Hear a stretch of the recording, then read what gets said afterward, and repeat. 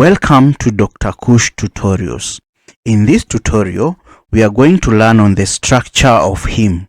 To start with, heme is composed of a porphyrin ring and iron. A porphyrin is made up of 4 pyrroles. A pyrrole is a pentagon shaped, composed of 4 carbons and 1 nitrogen. The 4 pyrroles are linked together by 4 methynyl bridges, denoted as alpha, beta, gamma and delta. Iron is found in the middle of a porphyrin ring. This is an image of a pyrrole. As I said, it has 4 carbon atoms and 1 nitrogen.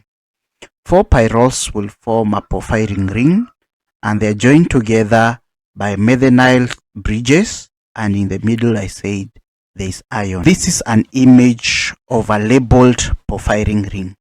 The numbers on the pyrrole and the methynyl bridges indicate the substitution points where molecules are modified for specific use. The difference in heme groups occurs at side chains located at carbon number 3, 8, and 18.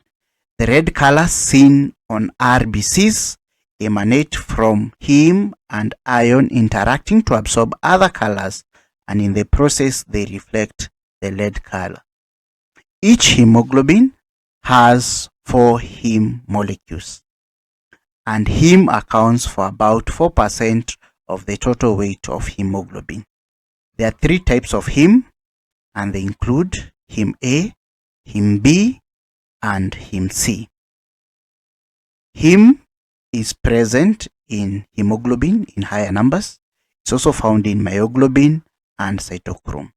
It's also found in other enzymes such as peroxidase, catalase, nitric oxide synthase, and tryptophan pyrrolase. This marks the end of this tutorial. If you have found it educative, please like, subscribe, and share it with your friends. Thank you.